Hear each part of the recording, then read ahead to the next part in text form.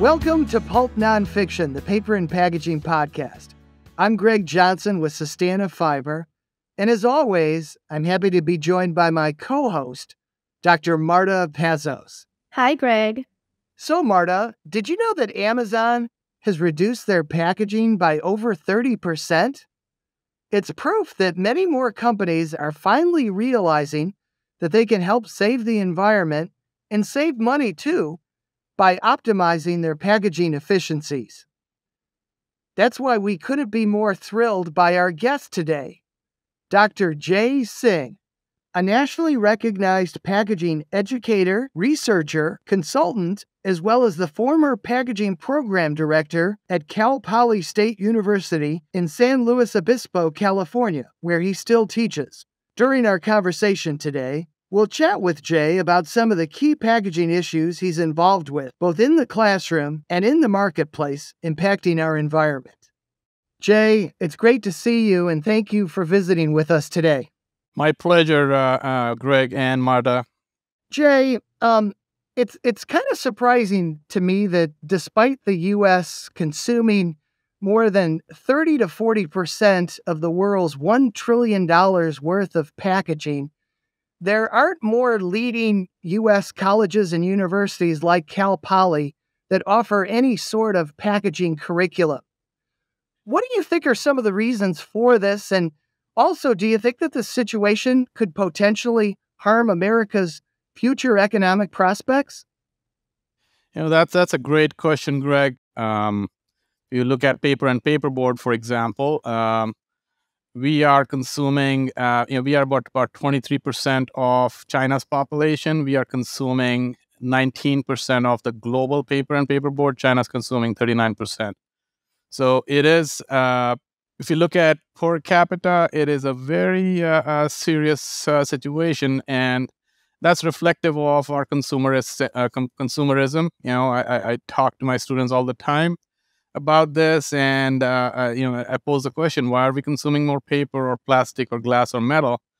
And they are unable to answer, and the basic answer is because we can, because we have multiple places to go and buy that one product that we want.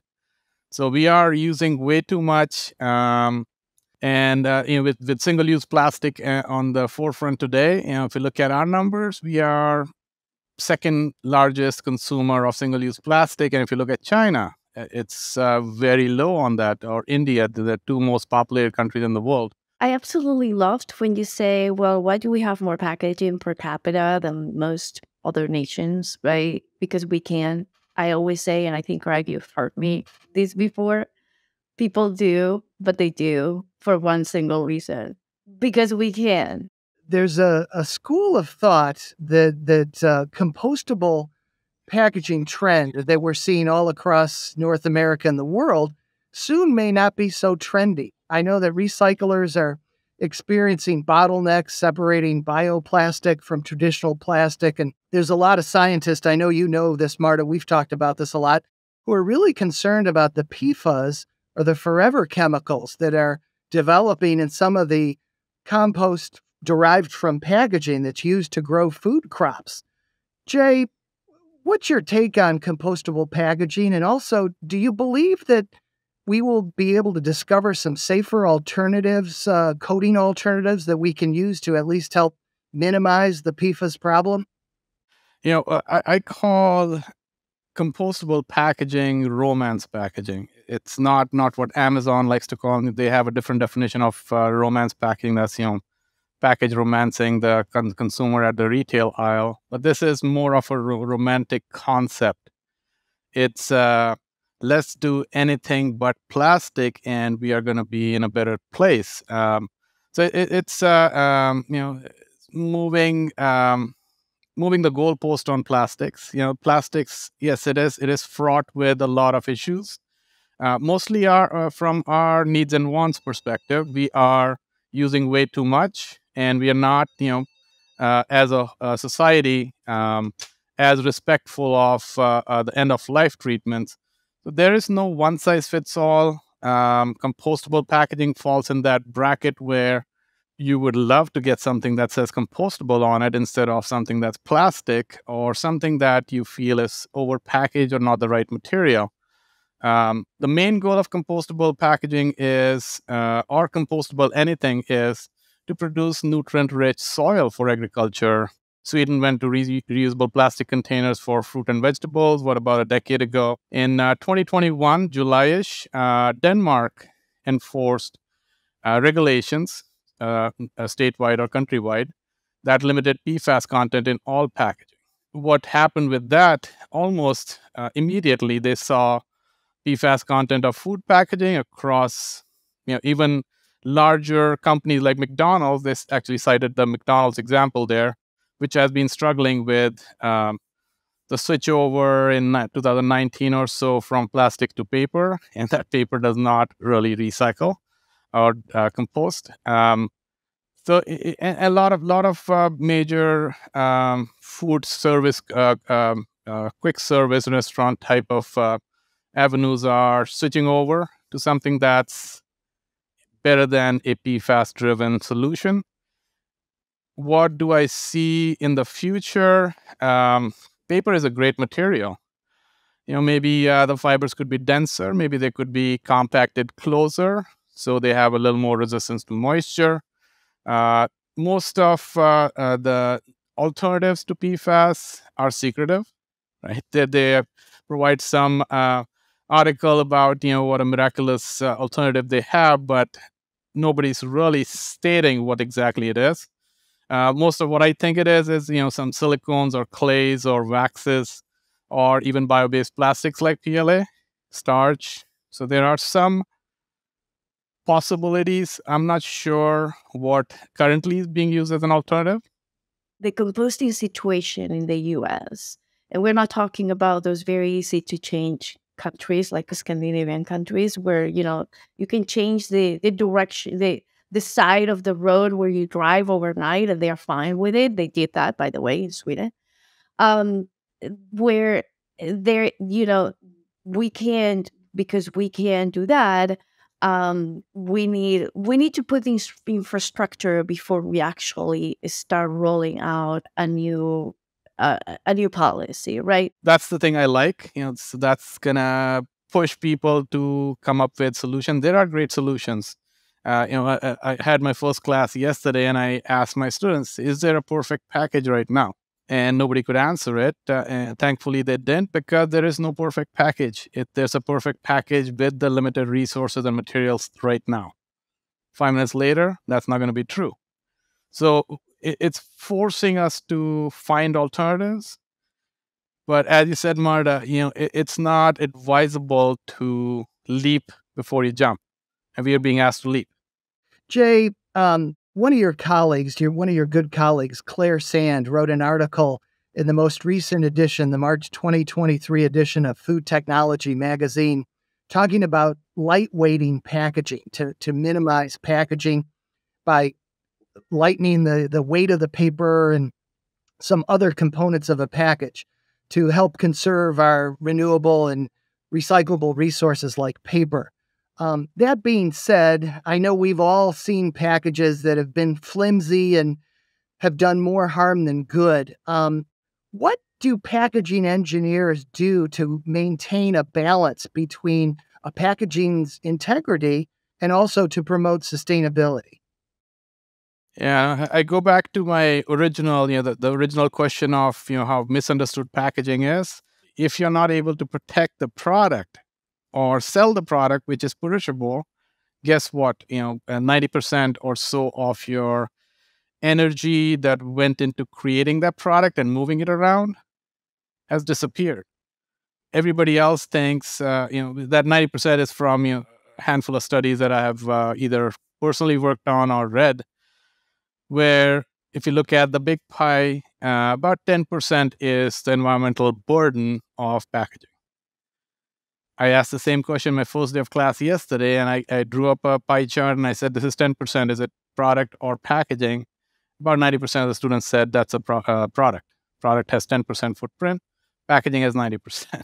So the point here I'm trying to drive at is, a functional package that is able to protect the product is actually saving that 90% investment. And guess what? If that product fails, it is not saleable. A consumer doesn't like it. Guess what? They're not going to stop consuming it. The demand's still there. So you'll have to reinvest 90%, add another 10% with packaging. Why not do it optimally in the beginning? So without functionality, which includes permeability for perishable products or protection for distribution through shocks and vibrations, those are all the top of my list. I would not lightweight if I was the decision maker and being forced to lightweight stuff at the risk of making the package less functional. I would definitely not say approve that. Moving into a circular economy is not going to be possible without doing it right the first time. That's saving all kinds of resources for us. And why not do it right the first time around? Let's also not forget the element of cost. Everybody wants to save the world, but nobody wants to pick up the tab. Yep. And that's what, again, going back to the industry is so siloed. The procurement folks want to show savings. And they go, we're going to buy you less material. Hey, packaging team, go and make your perfect package. So it's the communication barrier of understanding between these siloed departments within industry are what's causing its lack of understanding. But like you said, though, Jay, if you forget or don't pay attention enough to the primary purpose of a package to protect the product, Exactly, you're kind of on thin ice, really, right? Yeah, nothing else matters then if you can't protect. Yeah. Jay, what do you think of the development? I was just recently reading about a lot of retailers like Walmart that are using machines to custom make boxes on their premises to reduce the amount of cardboard. We've all gotten packages, especially during the pandemic, where you'd order something that would come in a giant box, and the product was really, really small. Right. But don't you think that's a step in the right direction to help conserve resources and minimize cost all the way around for not only businesses but also consumers? Definitely, and I empathize with the e-commerce company. That's where majority of this over packaging, which is getting less now. We're not getting as many big boxes with small products, but you think about how many tens of millions of SKUs they have or products that they sell online, and we're never ordering the same 10 of something. We're ordering one of this and two of that and three of that. They have to get the volume bound and then the perfect fit, the box, the closest size box that would be used. That's where those customized boxes are playing a role. It's a step in the right direction, but it's way too slow for right now to meet up with the demand.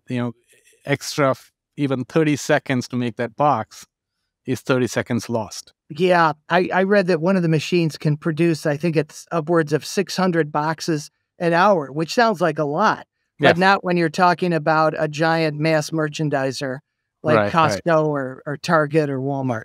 Yeah. No, and companies like Amazon, definitely they have seen this coming, and they had to with the ships in own container. Now I just ordered something the other day, and it said much smaller than it was a flexible bag. The product was not perishable, so it said less material than our smallest box. Oh. Right. So unfortunately, that's going to be under the gun as well. The single-use plastics, the void fill, the air pillows that protect the product during shipment, or these bags. These are all single-use plastics. So we are basically going to increase the volume of the package. If you don't use flexibles, you use rigid. Sure. The envelope is bigger. The physical volume is bigger. You ship less. So sustainability-wise, I think it's a step in the wrong direction. I'm not saying plastic or any other packaging is perfect. There's always room for improvement, but you can't cross the board say, reduce 25%. It needs to be categorized. And that's the nuisance about or nuance about these mandates is they are fuzzy. They don't come out and say exactly what they want. Jay, why are they fuzzy? Is that because the people drafting the rules or regulations aren't experts, or are they trying to just be general in the sense that they don't want to squash any industries and possibly harm I, the I think platform? it's two reasons I think of that. One is if you just go by the industry sector and you qualify and quantify every product category, there's way too much, right? They'll need thousands of pages with a table that shows your product falls in this range. Secondly, I don't think these policymakers understand what's happening. But having said that, I think the generations that are here and to come are getting more and more aware because they're being born with this discussion going around them. Right? Our generations, it was an afterthought. We are from the recycling generation, and these guys are from entering the closed loop generation. So they are going to question more, the resale of products. That's a huge industry now. Old clothings or branded products resell. That was not for us, at least for my personal generation. My people I know, they did not want to buy used clothes because that meant they were poor, right? Oh, But now this exactly. generation, or whatever it may be, yeah, It's a it's hand-me-down. like a hand-me-down kind of a Yeah, and mentality. Marta, you probably remember this. Jay, we've had several previous guests on our podcast who have said that they really try to buy all their clothing at thrift stores now. And it's really kind of amazing how what once was considered almost like taboo in a consumer sense is now kind of flaunted. Like, yeah, I shop Right. at a thrift store. Right. It's considered cool. Yeah. It's a badge of honor. Like, I will continue to remember. And, one of the things that I love the most about doing this podcast is how much we learn from our guests, like we are today. And I still remember this guest of ours saying the most sustainable piece of clothing is the one that is already made. That's a great point, Marta. And Jay, I wanted to ask you this. I know back in December of this past year, 2022, you teamed up with your alma mater's Matt Dom, the director of Michigan State University's School of Packaging, to co-found an organization called the Daksha Packaging Group. Can you tell us about Daksha and what your organization does? So the idea came about when Matt joined Michigan State, and we had been, we are sort of a similar work on similar wavelength. So I pitched the idea of, I've been thinking about why don't we become the business, get into the business matchmaking and pair up these law firms who are looking for an expert with the right expert.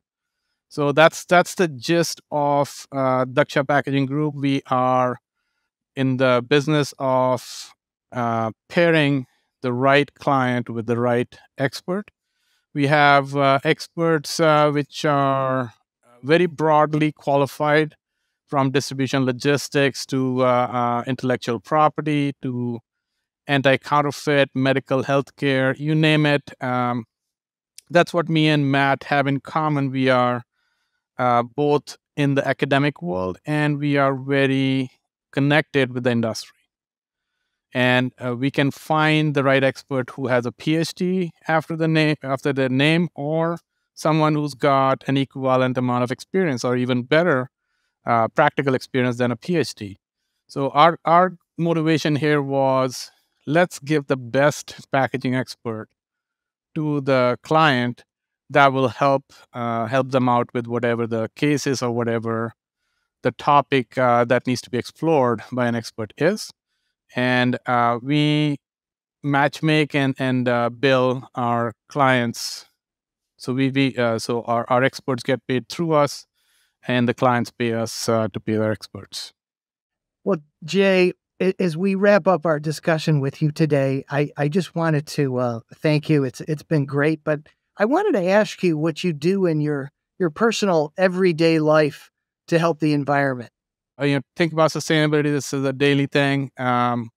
Very importantly, though, I do try to educate my acquaintances and immediate family. I try to tell my wife, hey, average U.S. household is throwing away 40% of the product that they bought at the store, and she doesn't believe me. And You're talking about food waste. yeah, food waste, but that's packaging related. Yeah. Again, that's the 90% energy that went where. Yep, Yeah. you're throwing the entire thing, right. probably, right? Right. You're not keeping the package. So, so I try to educate people closest to me. I'm in distribution, right? That's my expertise. Core expertise is the distribution of packaged products. So, going back to your previous question on functionality trumping sustainability or lightweighting, and that's my major goal. Is I validate product package systems for any kind of distribution strategy in my labs, and that to me is the best sustainable way of looking at things. Well, Jay, thank you for all your insights today. We really are grateful. I think our audience will really enjoy this show, and we wish you continued success in the packaging world. Thank you. My pleasure. Thank you for tuning in today, and we hope you'll join us again for a new episode of Pulp Nonfiction, the Paper and Packaging Podcast. In the meantime, please be sure to visit sustanafiber.com for more information on all our recycled fiber products for your sustainable paper and packaging needs. Thanks again. Remember to recycle, and we'll see you again soon.